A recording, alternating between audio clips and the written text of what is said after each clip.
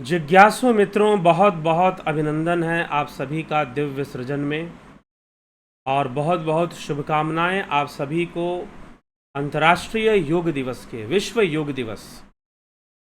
आप सबको विदित है कि आज विश्व योग दिवस है और संपूर्ण विश्व यह योग जो मानवता के कल्याण हेतु हमारे ऋषि मुनियों ने हमें दिया है, वो सभी ऋषि मुनि जिन्होंने योग दिया और योग के विषय से हमें परिचित कराया और आज तक उनके द्वारा दिए गए ग्रंथों से हम परिचित हो रहे हैं। तो ये सभी जो योग है मानव कल्याण के लिए है, लेकिन आज अंतर्राष्ट्रीय योग दिवस पर हम विचार करेंगे कि हमारे ऋषि मुनियों ने हमें क्या दिया था, उसमें से हम क्या ग्रहण कर रहे हैं और क्या ग्रहण नहीं कर रहे हैं, किन बातों पर ज़्यादा ध्यान है, किन बातों पर नहीं। क्योंकि आजकल योग करना एक फैशन की तरह भी होता जा रहा है। कई बार मात्र प्रदर्शन के लिए ही जैसे योग का मंचन किया जा रहा हो, ऐसा भी दिखाई देता है। और योग का इतिहास क्या है और योग की समझ क्या है, what is the understanding of योग, योग हमें कैसे समझना चाहिए, इन सभी विषयों पर हम आज चर्चा करेंगे। क्योंकि आज योग दिवस है, अंतर्राष्ट्रीय योग दिवस है। तो आज इस विषय पर हमें चर्चा करना है। कोई भी विषय आप जब उसका अभ्यास करते हैं, आप उसे सीखते हैं, तो आपको ये तो पता होना चाहिए कि वो क्या है, लेकिन यह भी पता होना चाहिए कि वो क्या नहीं है। यह भी पता होना चाहिए कि वह क्या नहीं है। जैसे कि यदि आप संगीत सीखते हैं, तो संगीत क्या है और संगीत क्या नहीं है, दोनों पता होने से अगर कोई गलती होगी तो गलती की संभावना ना के बराबर हो जाएगी। आपसे कोई गलतियां फिर नहीं होंगी, आपसे कोई मिस्टेक्स नहीं होंगे, आपसे गलतियां नहीं होंगी, आपसे किसी प्रकार का मिस्टेक नहीं होगा। तो हमें इन सभी तथ्यों को समझकर, अगर हम समझते हैं इन बातों को, इन विषयों को सही से समझते हैं, तो निश्चय ही हम सही तरीके से योग कर पाएंगे। नहीं तो कई बार ऐसा भी होता है कि योग के नाम पर बहुत कुछ होने लग जाता है। और योग आजकल ऐसा एक प्रत्यय बन चुका है कि कैसे भी लोग शब्द जोड़कर उसको योग का नाम दे देंगे। ऐसा सुनने में आता है। इसलिए मैं, जैसे कि कुछ लोग बताएंगे आपको म्यूजिकल योगा, कुछ लोग कहेंगे डांसिंग योगा, कुछ लोग कुछ कहेंगे, कुछ लोग कुछ कहेंगे। कुछ लोग तो आजकल हॉट योगा स्टूडियो चलाते हैं। अब पता नहीं ये हॉट योगा और कोल्ड योगा कैसा होता है। तो इस तरह की कई चीजें धीरे धीरे योग के विषय में, योग आजकल एक ब्रांड, योग अपने आप में एक ब्रांड है। योग वर्ड, इस योग वर्ड जो है वो अपने आप में एक ब्रांड की तरह है। किसी भी चीज के साथ योग लगा दो, बिजनेस योग कर दो, ठीक है, कोई भी योग, किसी भी चीज, भाई उसको हमें अच्छा एक इमेज हमें बनानी है, अच्छी इमेज हमें बनानी है किसी भी चीज की, उसके साथ योग शब्द जोड़ दीजिए आप, ठीक है। और योग शब्द जोड़कर आप उसको योग बताना शुरू कर दीजिए कि ये तो योग ही है। जी नहीं, योग के शास्त्र हैं हमारे पास, योग के शास्त्र हैं हमारे पास, हमारे पास योग शास्त्र हैं और हम उससे जान सकते हैं कि वास्तव में योग है क्या। तो यही आज के समय में बहुत सारे लोग बहुत तरीके से योग को समझते हैं। कुछ लोग योग को मात्र व्यायाम समझते हैं कि हम शरीर को ठीक रखें, बस यही इसी के लिए योग है। योगा एज ए थेरेपी समझते हैं। कुछ लोग थेरेपी भी नहीं समझते हैं, yoga as a physical exercise समझते हैं, एरोबिक्स समझते हैं योगा को, योग को। लेकिन योग क्या है? तो इसीलिए बहुत सारे मिसकंसेप्शन और मिसलीडिंग चीज़ें हैं सोसाइटी के अंदर योग को लेकर। जो हमें मिसगाइड करती हैं। और यदि हम सही तरीके से, इसीलिए बेसिक्स के ऊपर हमें हमेशा फोकस करना चाहिए। क्या ट्रेंडिंग है उससे ज़्यादा इंपॉर्टेंट है कि बेसिक क्या है। लेकिन आजकल ट्रेंडिंग, कुछ लोग ट्रेंडिंग का ज़माना मांगते हैं कि भाई ये चल रहा है, ये चलने से क्या फ़र्क पड़ता है भाई। सारी दुनिया कुएं में गिरेगी तो तुम भी कुएं में जाके गिर जाओगे क्या। ठीक है, तो क्या चलता है वो अलग है, योग क्या है, वास्तव में योग क्या है, वो हम अगर जानेंगे तो हम सही जगह पहुंचेंगे और हम अपने जीवन को बहुत बेहतर बना पाएंगे, बहुत बेहतर बना पाएंगे। तो ये हमें समझने की आवश्यकता है। तो चलिए, अगर हम योग के इतिहास पर अगर हम जाते हैं तो कहते हैं कि सबसे पहले अगर योग के बारे में किसी ने बताना शुरू किया था तो स्वयं कैलाशपति आदि योगी भगवान शिव थे। उन्होंने ही बताना इस विषय में शुरू किया था, उन्होंने ही इसका प्रचार सबसे पहले शुरू किया था और उसको बताना शुरू किया था, लोगों को समझाना शुरू किया था योग के विषय में। और योग क्या है, योग, अगर हम योग सूत्र से अगर योग को समझना चाहते हैं तो योग जो है अपने स्वरूप की प्राप्ति है, अपने स्वरूप के साथ होना है। Yoga is the being with your own unmodified real self. अपने रियल सेल्फ के स्टेट में रहना योग है, आत्म स्थिति में रहना और किसी भी बंधन में ना रहना। सांसारिक बंधन, सांसारिक जड़ताएं बहुत सारी हैं जो हमें कष्ट पहुंचाती हैं, जो हमें फ्री फील नहीं करने देती, फ्रीडम को फील नहीं करने देती, परतंत्रता को फील करवाती हैं। संसार के जितने भी भोग विषय हैं, प्रारंभ में हमें कितना भी अच्छा लगे, बाद में वो हमें परतंत्र महसूस करवाते हैं, अनुभव करवाते हैं। तो स्वतंत्रता ही योग है, स्वतंत्र होने की प्रक्रिया ही योग है। अपने वास्तविक स्वरूप को प्राप्त करना, तद्द्रष्टु स्वरूपे अवस्थानाम, महर्षि पतंजलि योग सूत्र में लिखते हैं। अपने स्वरूप की अवस्था में स्थित होना, अपने स्वरूप की अवस्था को प्राप्त होना, यह योग है। शांत होना योग है। अपने मानसिक, जो हमारा जो मेंटल एनर्जी है, जो चित्त वृत्ति है, जो माइंड वेव्स हैं, जो थॉट वेव्स हैं, उन थॉट वेव्स पर अपना एक कमांड होना, कंट्रोल होना, उनका निरोध कर कर अपने चित्त को शून्य की अवस्था में ले जाना, समाधि की अवस्था में ले जाना और अपने वास्तविक स्वरूप की उपलब्धि कर लेना, ये योग है। तो हम सबको इस विषय में जागरूक होना चाहिए और शास्त्र सम्मत, हम कहीं बाहर के नहीं हैं, लेकिन हम जो भारतीय लोग हैं कम से कम योग के विषय में सही तरीके से जागरूक हो जाएं, सही विषय को समझे कि योग है क्या वास्तव में।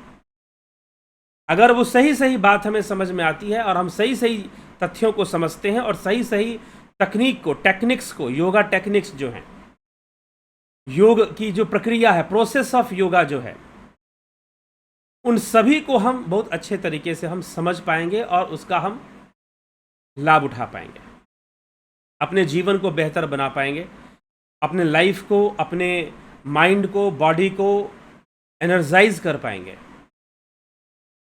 ठीक है, ऊर्जा से भर पाएंगे अपने जीवन को। तो इसलिए जिज्ञासुओं, हमें इन बातों पर थोड़ा आज हम गौर करेंगे कि योग, वास्तव में योग करने का तात्पर्य क्या है। ठीक है, क्या अब योग जो करते हैं लोग, शरीर के लिए योग करते हैं, बहुत तरह के आसन करते हैं, बहुत तरह की क्रियाएं करते हैं, क्या नहीं करनी चाहिए? बिल्कुल करनी चाहिए। इससे शरीर की जड़ता दूर होती है, आपकी बॉडी के अंदर जो एनर्जी का फ्लो है वो बहुत अच्छा बना रहता है। लेकिन योग के विषय में इतना जरूर कहूंगा मैं कि जितने भी आसन हैं वो कोई शो नहीं है, वो कोई स्टेज शो नहीं है, रंगमंच का कोई दृश्य नहीं है कि आप गए और आपने खूब कठिन कठिन अपने शरीर को मोड़ कर दिखाया, खूब आसन करके दिखा दिया। जी नहीं, ये इस तरह का प्रदर्शन करना भी कोई योग नहीं है। इस तरह का प्रदर्शन करना भी कोई योग नहीं। अगर आप स्टेज शो कर रहे हो, दैट इज ए शो। वास्तव में आपको यह समझना चाहिए, जब भी आप योग करेंगे, हाँ ठीक है आप योगासन करिए, लेकिन आपके लिए हर भोजन जिस प्रकार से नहीं हो सकता। कुछ लोग कहते हैं कि बैलेंस डाइट होना चाहिए। बैलेंस डाइट नामक कोई चीज नहीं होती है, क्योंकि प्रत्येक व्यक्ति का शरीर जो है वात, पित्त, कफ से बना हुआ है। किसी में पित्त की अधिकता पाई जाती है, किसी की पित्त प्रकृति पाई जाती है, किसी की कफ प्रकृति पाई जाती है, किसी की वात प्रकृति पाई जाती है। तो जो विकार ज़्यादा है हमारे अंदर, उससे संबंधित भोजन नहीं करना चाहिए। तो किसके लिए बैलेंस डाइट? हर व्यक्ति का शरीर अलग अलग और अवस्थाएं अलग अलग हैं शरीर की, तो उसके बैलेंस डाइट की परिभाषाएं भी और उसका मेजरमेंट भी, मापदंड सब बदलता जाएगा। इस विषय को हमें पहले समझना चाहिए। तो उसी प्रकार से जो आसन है, योग आसन, जो योग के आसन होते हैं, वो हर व्यक्ति के लिए नहीं होते। आपको हर आसन करना चाहिए? जी नहीं। हाँ, कुछ चीज़ें जरूर करनी चाहिए, हर व्यक्ति को करनी चाहिए, लेकिन हर आसन आपको करना चाहिए ऐसा जरूरी नहीं है। ठीक है, शुरुआत शरीर से होती है, लेकिन जो आसन है उनका उद्देश्य क्या है? उनका उद्देश्य है कि आपके शरीर के अंदर जो विकार हैं, जो विजातीय द्रव्य हैं, जो फॉरेन एलिमेंट्स हैं, जो टॉक्सिक्स हैं, जहरीले पदार्थ हैं, जो कि हम खाना खाते खाते जमा होते रहते हैं और फिर बहुत भारी मुसीबत भी पैदा कर देते हैं, जैसे कि यूरिक एसिड का बढ़ जाना, क्रिएटिनिन का बढ़ जाना, कोलेस्ट्रॉल का बढ़ जाना, कफ का बढ़ जाना। तो इस तरह से जब ये बढ़ जाते हैं विकार, तो ये बहुत समस्याएं, कई बीमारियां पैदा करना शुरू कर देते हैं, कई समस्याएं पैदा करना शुरू कर देते हैं। तो योग, तो शरीर को अगर हम स्वस्थ रखते हैं तो ध्यान में बैठना, समाधि में बैठने के लिए हमारे लिए अष्टांग योग का जो अभ्यास है वो करना हमारे लिए आसान हो जाएगा। यदि हम शरीर के लिए, शरीर के शरीर को, बॉडी को एनर्जाइज रखते हैं, एनर्जी का फ्लो इसमें प्रॉपर होता है। विदिन चक्रास, जो हमारे 7 चक्र हैं, चक्र तो और भी होते हैं लेकिन मुख्य रूप से प्रधान चक्र 7 ही हैं।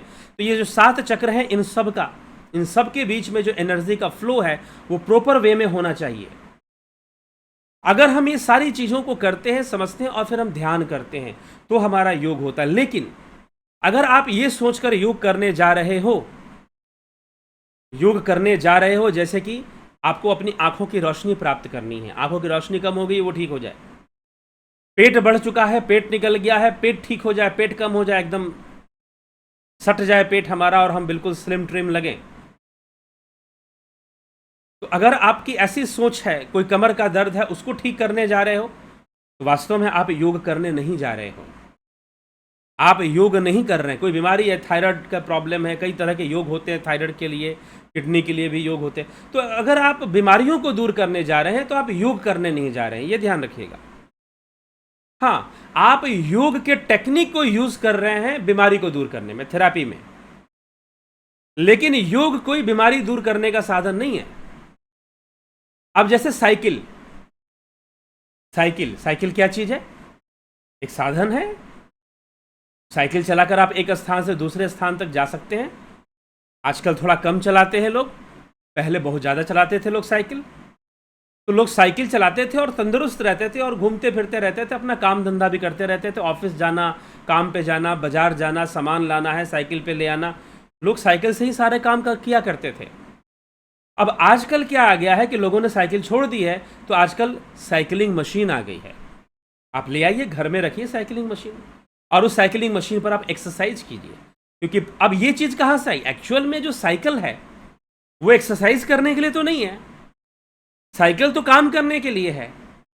या आपको बाजार जाना है, आपको कहीं घूमने जाना है, या आपको अपने कार्यालय जाना है, ऑफिस भी जाना है, तो आप साइकिल से जाएंगे। साइकिल इस पर्पस के लिए था। हाँ ठीक है, आप साइकिल चला रहे हैं तो आपका एक्सरसाइज भी तो हो ही रहा है, नो डाउट आपका एक्सरसाइज भी हो रहा है। अब इसी चीज को, साइकिलिंग को हमने निकाला और एक दूसरा इक्विपमेंट कि भाई चलेगी नहीं, आप अपने घर में रखिए और बैठकर पैडल घुमाइए, जिससे कि आपकी बॉडी फिट हो जाएगी, घुटने मजबूत रहेंगे, पैर मजबूत रहेंगे आपके, और जो लॉकिंग है, जो जाम है वो नहीं होगा घुटनों में, आर्थराइटिस वगैरह क्या क्या प्रॉब्लम हो जाता है, इन सारी समस्याएं आपकी नहीं होंगी। तो इस उद्देश्य से साइकिलिंग एक्सरसाइज शुरू की गई कि आप साइकिलिंग की एक्सरसाइज कीजिए, आप स्वस्थ रहेंगे। और जो साइकिल चलाया करते थे वो बहुत लंबे समय तक स्वस्थ रहते थे, उनके घुटने नहीं खराब होते थे। लेकिन आजकल ज़्यादातर लोग ऑफिस वर्क करते हैं, कंप्यूटर वर्क करते हैं, बैठे रहते हैं, या फिर ज़्यादातर लंबे समय तक कई बार खड़े रहते हैं, वॉकिंग नहीं होता, मूवमेंट नहीं होता। तो उससे घुटने में बहुत जोर पड़ता है, घुटने कमज़ोर होने शुरू हो जाते हैं। और दूसरा यूरिक एसिड, क्रिएटिनिन, ये सब सारी चीज़ें और बढ़ गई तो वो भी घुटने को ख़राब करना, कोलेस्ट्रॉल वगैरह बढ़ गया तो वो भी शुरू हो जाता है, प्रॉब्लम क्रिएट करते हैं। ये सब चीज़ें हैं। तो आपको कोई शारीरिक प्रॉब्लम हुई और आपने कहा कि मुझे योग करना है अपनी बीमारी को दूर करने के लिए, तो आप एक बात समझ लीजिए, आप योग नहीं कर रहे हैं। गलतफहमी मत पालिए कि आप योग कर रहे हैं।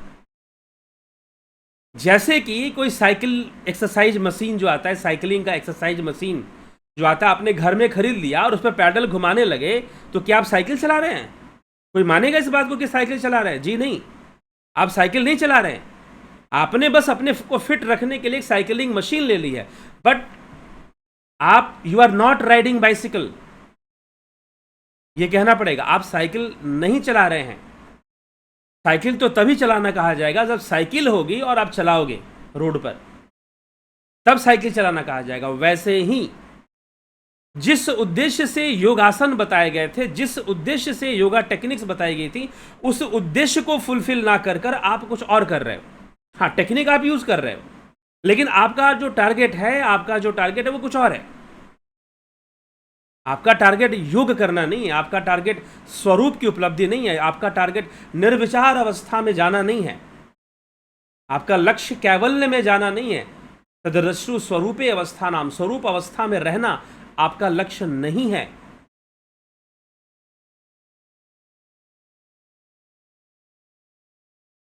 ठीक है, यह समस्या है।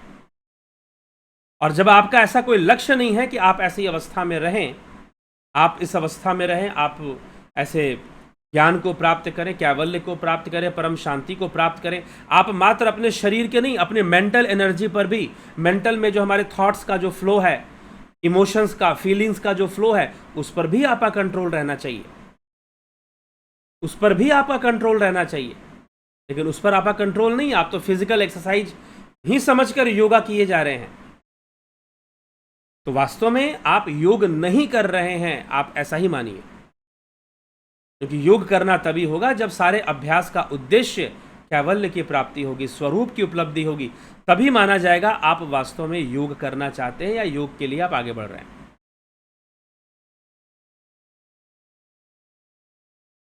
ठीक है जिज्ञासुओं, तो मुख्य रूप से हमें ये विषय आज समझने की आवश्यकता है। योग करने का तात्पर्य क्या है, योग करने का अर्थ क्या है, और वास्तव में हम योग कर रहे हैं कि नहीं कर रहे हैं, योग के नाम कुछ और ही किए जा रहे हैं।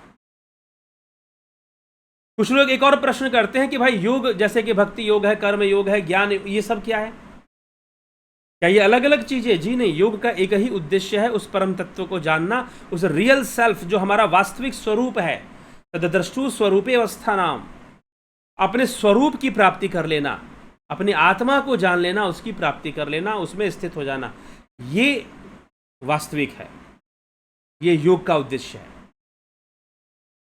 लेकिन उस उद्देश्य को छोड़कर हम कुछ और ही कर रहे हैं, तो योग नहीं है। और ये जितने भी योग हैं, कर्म योग, ज्ञान योग, भक्ति योग, संन्यास योग, सांख्य योग, ये सब योग वास्तव में उसी की ओर, उस समाधि की ओर, उस कैवल्य की ओर ले जाने की बात करते हैं। उसी के लिए उनका अभ्यास। अगर कर्म योग में निष्काम कर्म का अभ्यास करने के लिए कहा गया, तो उसमें भी यही उद्देश्य है कि तुम निष्काम अवस्था में चले जाओ, निर्विकल्प अवस्था में चले जाओ, निर्विचार अवस्था में चले जाओ।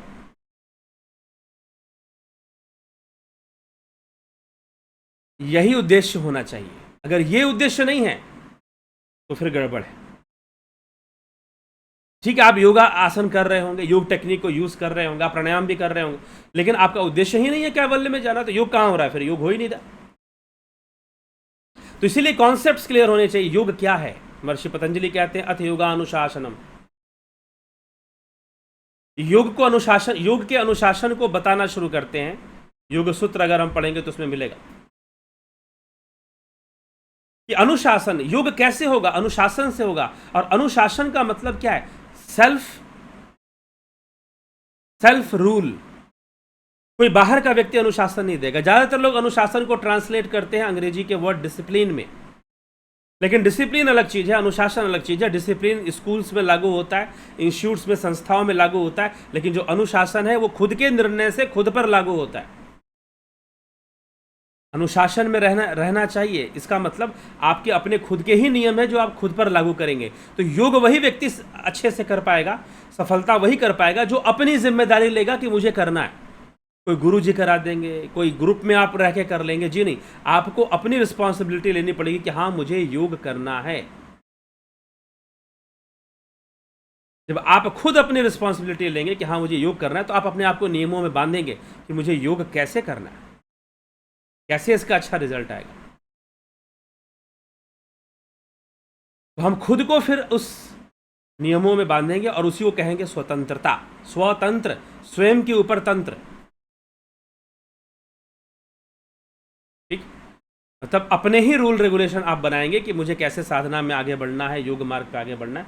आप अपने प्रकृति के अनुसार अपना नियम बनाएंगे, और लेकिन बनाएंगे जरूर, तभी हो पाएगा, नहीं तो हो भी नहीं पाएगा योग के मामले में। तो यही सारे विषय हैं। तो इसलिए योग क्या है और हमें क्यों करना चाहिए।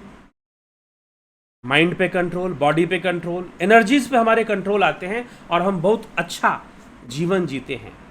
हमारे व्यक्तित्व का विकास होता है, हमें तनावग्रस्त जीवन से मुक्ति मिलती है। लेकिन ये सब लाभ होने के साथ साथ हमें परम स्वतंत्रता भी मिलती है, जिसको हम परम धाम भी कहते हैं। वह परम स्वतंत्रता भी हमें फिर प्राप्त होती है। इसलिए जिज्ञासुओं, हमें विचार करना चाहिए आज योग दिवस पर, क्या हम सच्चे योग से जुड़े हुए हैं? क्या हम वास्तव में योग कर रहे हैं कि बस योगा के नाम पर कुछ और किए जा रहे हैं? नाम योगा का है, टेक्निक योग का है, बिल्कुल वैसे ही जैसे साइकिल चलाने वाली मशीन आजकल लोग घर में रखते हैं क्योंकि वो बाहर साइकिल चला नहीं पाते, गाड़ियों में रहते हैं।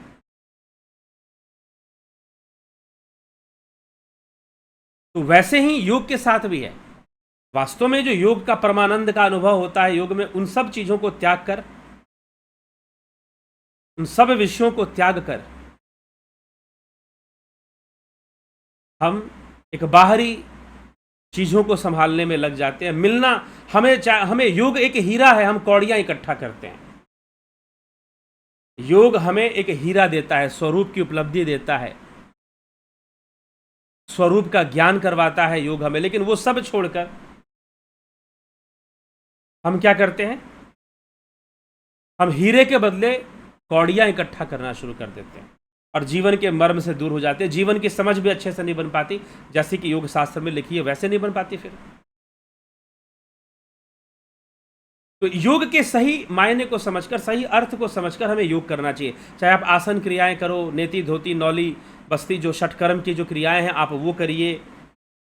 फिर उसमें अष्टांग योग में ध्यान भी आ जाता है, यम नियम आसन प्राणायाम प्रत्याहार धारणा ध्यान समाधि, ये अष्टांग योग है। तो अष्टांग योग में समाधि तक की बात कही गई है। तो जब तक हम इस मार्ग पर आगे नहीं बढ़ेंगे तब तक हमें योग का सही अर्थ समझ में नहीं आएगा। योग का चरम क्या है वो भी हमें समझ में नहीं आएगा, लास्ट क्या है वो भी हमें समझ में नहीं आएगा। तो इसीलिए पहले समझिए योग को। और इसमें सबसे बड़ी बात यही है, नहीं जी आप कहोगे ठीक है योग शास्त्र में कुछ भी लिखा होगा, हमें तो अपने घुटने की बीमारी दूर करनी है, हमें तो अपने कमर की बीमारी दूर करनी है, हमें तो कैंसर दूर करना है योग से, और हमने सुना है हो सकता है अगर सही से किया जाए तो जी हाँ बहुत कुछ हो सकता है सही से किया जाए तो, लेकिन आपको वैसी समझ भी तो आनी चाहिए कि सही से करना क्या है, कैसे करना है।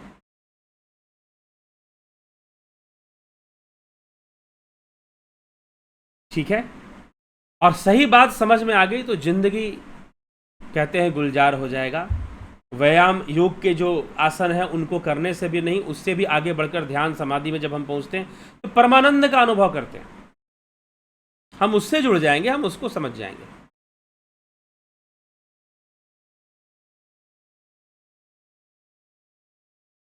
ठीक है, तो इसीलिए सही मायनों में योग को हमें समझकर चलते हैं तो योग हमारे जीवन को बेहतरीन बनाता है, योग हमारे जीवन को क्वालिटी ऑफ लाइफ दे देता है और एक बहुत अच्छी अंडरस्टैंडिंग दे देता है संसार की।